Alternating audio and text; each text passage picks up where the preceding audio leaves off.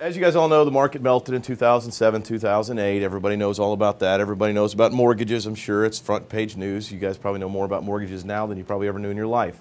Along with the mortgage meltdown, there was a lot of activity in foreclosure. Houses got foreclosed on.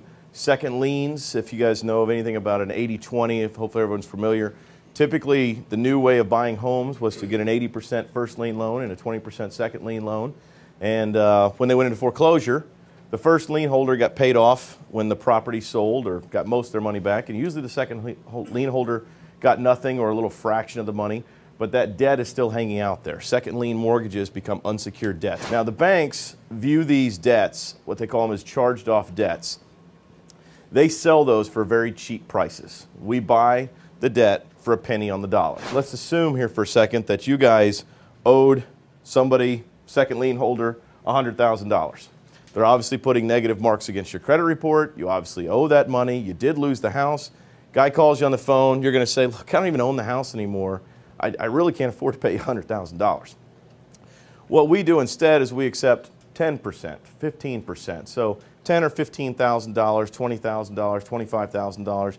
You get more out of some people because they have more money, and some people don't have anything. So you have to get more money out of a smaller amount of people so that they can cover the people that don't ever pay you. But the facts of the matter are the same.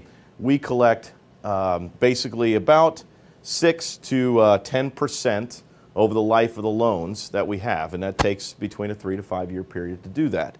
So obviously when you're paying a penny on the dollar, you can see what the returns are. You're looking at a 5, 6, 7, 8% multiplier. There's two companies here tonight that I'm going to put on display. Redwater Funding Group, which is owned by Terry Johnson and Ray Chadwick, which a lot of the people who brought you here tonight are agents of.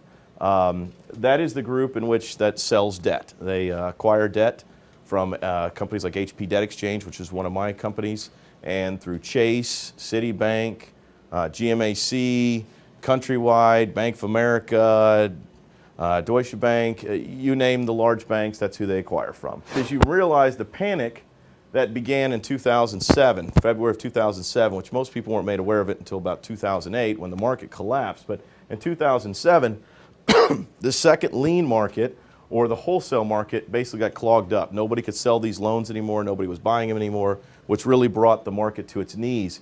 And so it created, as I told you before, between 2003 and 2007, there was $1 trillion worth of U.S. second lien mortgages were underwritten. We don't have customers here that we're collecting from who simply lost his job or her job and can't afford the mortgage anymore. In fact, that's not the way it looks. Every single one of our customers seems to be a fraudulent customer in one way, shape, or form. There was a study done in California just recently that the government pronounced that 87% of the loans that have been foreclosed on in the last year, currently in foreclosure, or who are behind on their payments were a fraudulent loan in the first place. What am I buying? First of all, you're buying second lien charged off notes that have no security interest. The difference between secured and unsecured debt is very simply that. The note is secured by a real estate interest or a property, okay? An unsecured debt means the real estate's already gone. So there is no chance of making money on selling the house or somebody coming in and buying it and paying off some of the second lien. That does not exist. But us as a collection company, it's a totally different animal. We can actually say, yeah, you know, Robert, I like you. I'll take $5,000 down. I'll take $250 a month for the next 5 years. And you know what? The minute you make that $5,000 down payment, I'm going to go and delete this from your credit report. It never existed. But if you stop making your payments, it's going to come right back on your credit report, and you still owe me $100,000. And I'm just going to count this as interest payments. So I can work things out. If Robert's willing to work with me, I'm willing to work with Robert. And so it's a different stance. It's a different position. Servicers can't do that. But also, if Robert came to me and said, hey, Chris, you know what? I lost my job. I was accurate on my application. I did not lie about my income. I really just lost my job.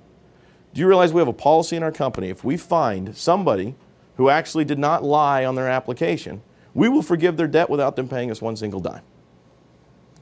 Now, we've been doing this now 14 months, and we have nobody that has come to the light of day. We have not found a single person. We have a specialty. Businesses that specialize in one thing, I believe to be a much more focused company and seem to do a job better. I don't need to be something for everybody. I am one thing and one thing only. I collect on second lien mortgages that are unsecured, period. So here's our projected results. we keep going the way we should be able to collect 10 basis points per month. Most people don't do what we do. We have the follow through. We have the patience. This is a marathon. This is not a sprint. I'm not going to stand up here and tell you I'm going to make you 10 times your money in the next 6 months. It's not true, okay? But I could probably make you 10 times your money over the next 5 to 7 years. And this is the strategy in which I employ, okay? I'm going to increase the value of your debt. If you let me take your debt that you buy from Redwater and let me do it, I will take care of it just like it's my own. And I will make it more valuable. At the end of the day, your debt, let's say you bought $10 million worth of debt, okay? $10 million worth of debt, when I'm done with it, it'll be probably worth $30 million worth of debt.